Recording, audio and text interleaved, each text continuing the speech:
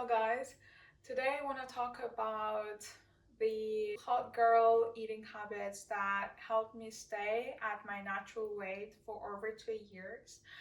And this is none of going for a walk, drinking plenty of water, eating slowly, avoiding sugar, avoiding gluten, eating vegetables and fruits.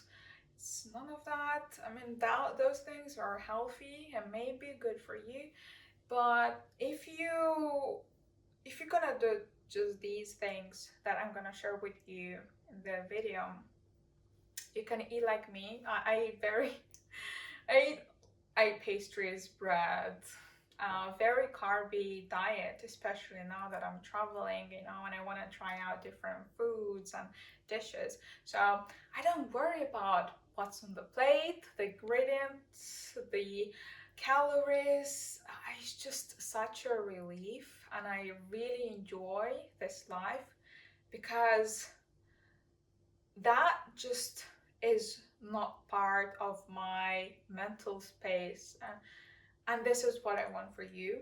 If you want, I mean, because I know what we all care about.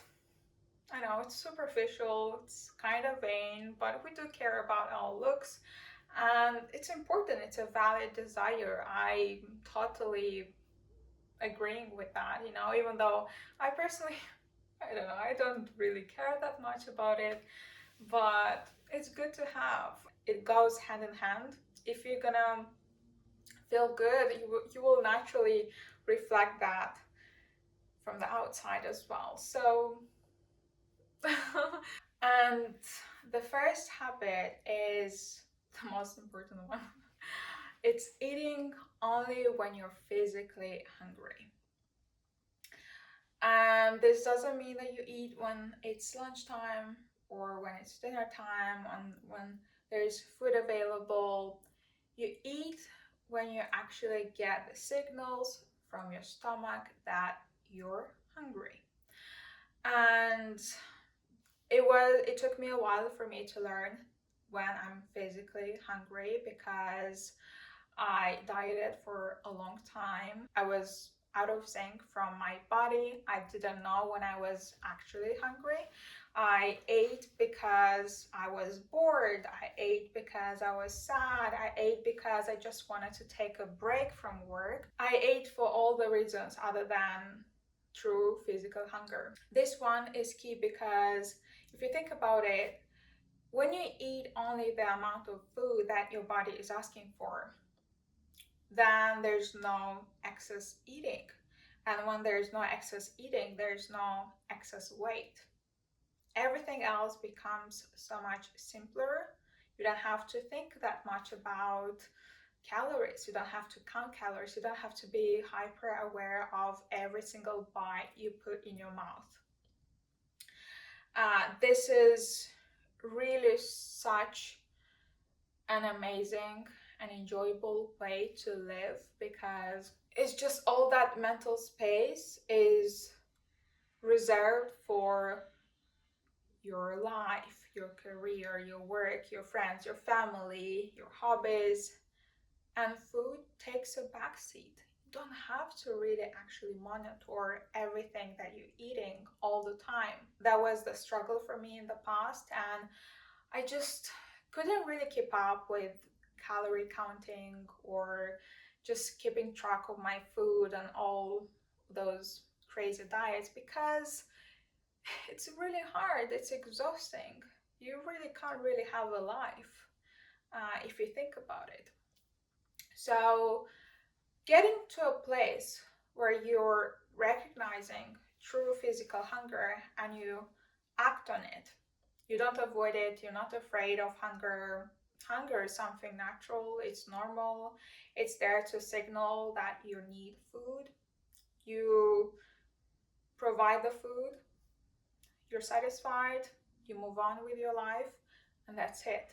The second habit is staying in integrity with yourself. And this one is huge because at the beginning I had a bit of a hard time with this because I used to lie to myself a lot. When I wasn't hungry, and I knew about it. I still ate because it felt good. It would just take my mind off things, problems. It was some comfort that I needed in that moment. And I recognized that I wasn't hungry, but I was like, no, but it's just a couple of bites. It's just a snack. It's not a big deal, you know, it's not gonna hurt. So I just ate that. And when you do this once a day, and then twice a day, and then every day, and then over time it piles on, and then that's why you have extra weight. So I started to be honest with myself, and when I knew that I wasn't physically hungry, I was like, food is not gonna solve this. It will temporarily make me feel better, but it's gonna that problem or that feeling is going to still be there after I'm soothed from the food and I get back to reality, and then I'm not going to be able to handle it again, and I have to go and turn to food again. So I'll just strengthen this cycle. And when I became real with myself, I was like, no, I'm not going to take this. I'm not going to act on this impulse because I know it's not what I need in this moment. So first, just recognizing that you're not hungry, but you still, in the beginning, it's hard to make a pause and take a step back and reflect and choose not to eat. But just the realization or the acknowledgement that you're not hungry, but you still choose to eat, is still helpful. It's still a step forward. So just do this for a while in the beginning, and then later on, the more you actually practice being in integrity with yourself, you'll feel better about yourself, and that will help you stop in the moment and not reach for food when it's hard. Another way I practice staying in integrity with myself is when I was actually physically hungry, but I wanted to push it back a few more hours, and I would drink coffee, or I would drink tea, or I'll go out for a walk or distract myself, you know, so I don't eat. I would just prolong that fasting window. And that's not really benefiting you. You're not acting on that natural signal. You practice honesty with yourself when you're not actually hungry, and you practice honesty with yourself when you're hungry. You recognize your hunger and you respond to that need. You don't ignore it, you just act on it. And when I became honest with myself, I was like, I'm drinking this third cup of coffee because I don't want to eat. I need to eat. I know I'm hungry, but it's fine. Just a couple more hours. Yesterday I had a little binge, and it will help if I don't eat as much today. So when you have this conversation, just pay attention to it and recognize that you're lying to yourself. You know, you're not really saying the full truth. So this is also important. Pay attention at the moments when you're trying to negotiate with yourself, to lie to yourself, to deceive yourself. This is very important. Once you remove this and you practice radical honesty, I'm telling you, it's gonna change your life. All right, so the third habit that hot girls practice. I mean, myself. I'm also a hot girl. I practice this. I don't really hear the many people talk about these things, to be honest, but they make a lot more difference than the things that I mentioned. Eating clean and going for a walk and stay active. Those things are good for you, yes, but they just the surface level things. you know. But the stuff that I'm talking about are more deeper. They create lasting change from the inside outside, if you know what I'm talking about. So this third one is about taste. I only eat food that is delicious, food that just I really enjoy. You know, before in the past, I would eat food because it's healthy, it's good for me, that I should eat, that food that I didn't really like the taste, but I ate because I read in a book that is good for this and this and this, it has these benefits, and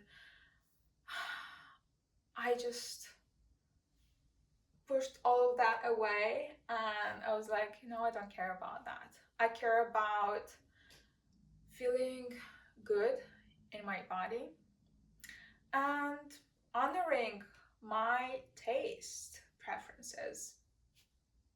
I don't want to really do things that I don't enjoy.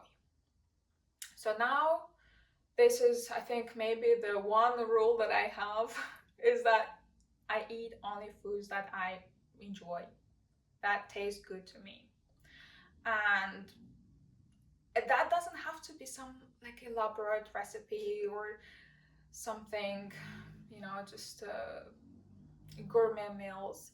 It can be very simple. I personally eat very simply most of the time. I can just eat some buckwheat or bread with cheese, you know, simple meals. It doesn't have to be anything complex. Uh, but just, I think it just comes down to you what I enjoy in the moment. If in the moment I feel like eating a type of food, I don't think, oh, it's evening time, I shouldn't be eating sugar in the evening because blah blah blah, it's gonna mess up with my sleep, or I will feel sluggish or something like that, you know? The foods that I eat, it's not based on anything else apart from taste. Whereas before, I was actually thinking, yeah, I shouldn't eat fruits because it's later in the afternoon and my blood sugar will spike and I'll feel drowsy and sleepy and sluggish the rest of the day, and I shouldn't eat this. I don't think about it. I don't have those kind of thoughts anymore, and that doesn't really happen. I don't experience sugar crashes anymore, you know. So that's what I have to say about taste. Please eat foods that you actually enjoy. And the last one, but still important, is knowing your triggers. I see so many people, they don't really know their triggers. They can say, oh yes, I eat when I'm hungry or I eat when I'm bored. But I want you to be more specific. Take some time, sit down and write down the specific times and the specific places where you find yourself to reach for food when you're not actually hungry. And this practice will actually clarify, and you will open your eyes to some sneaky ways that your mind will try to, you know, make you eat things that you don't need. Also, don't do it just once, do it a couple of times every week, because it's going to strengthen that in your brain. You'll become more aware of it, and as soon as it happens, you'll be, I know already the movie. I've watched this movie before. I know what's gonna happen. So you're becoming really aware. So awareness will clarify everything for you and will just help you be able to stand your ground and not actually fall for that mind games and all the conditioning you've been exposed to. And this is an actionable step. Take a pen and paper, write it down. You have to know it step by step what happens when you, For example, when you're bored, you know that when you're bored, you're stressed or you're tired, you turn to food. So in those moments, just write everything very specifically.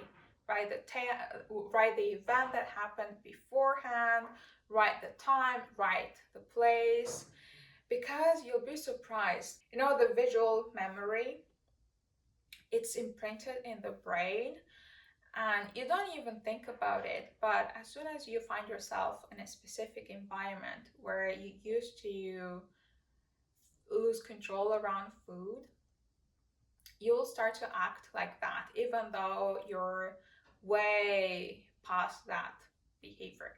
So, for example, for me in the past, that was maybe around 4 years ago when I was still struggling with binge eating. I was going through a time when I was doing much better, and I was like, yeah, finally I'm healed. I don't think about food, I don't feel out of control, and I lived by myself. I controlled my environment. I controlled what I had in my fridge. So it was easy. You know, after a while, it was manageable to just eat normally. So one day I went to visit my family and my mom made dinner, and I was like, I told her not to make any food because I was still not feeling 100% when I arrived there. I felt like a sudden urge to eat more. I was like, wow, I haven't felt this in over, I don't know, 4, 5, 6 weeks. And this feeling is a bit overwhelming for me. But I had dinner, and guess what? I started to really go through the cupboards, go through the fridge, and snack on some things, and eat a fruit, eat chocolate, and just I couldn't really satisfy that urge. I just wanted to eat more and more and more and more until I felt sick, and I was surprised because I felt like I'm out of that habit, but apparently I wasn't. Because why? Because it brought back the memories of me being out of control. In the past, whenever I was visiting my family, I felt this compulsion around food. So even though I felt like I was doing much better, but I was doing much better at my home, at my place, at an environment where I learned to be controlled, to be normal around food. And when I was back in an environment where in the past I felt out of control around food, that visual memory, that, I don't know, it was imprinted, and I started to act like that old person, that old me that used to feel out of control when I was in that specific environment. So this is to say that you have to be really aware of every single environment or place where you used to binge it, where you used to feel out of control around food. And you have to actually mentally practice being in those environments and feeling healed, feeling normal around food. So think about time of day, think about place, think about the thoughts, think about the feelings, think about what happened before. All of these elements are very important. So when you think about triggers, it's never one thing or one word. It's a sequence of events. So these are the habits that help me stay at my natural weight, and I don't have to think about my weight anymore. So just to recap, the first one is eating only when you're physically hungry. The second one is staying in integrity with yourself. The third one is eat for pleasure, eat for taste. And the fourth one is be aware of your triggers. Know your triggers and really pay attention to how you're feeling, how you're behaving in those different environments. Thank you for watching, and I'll see you in the next one.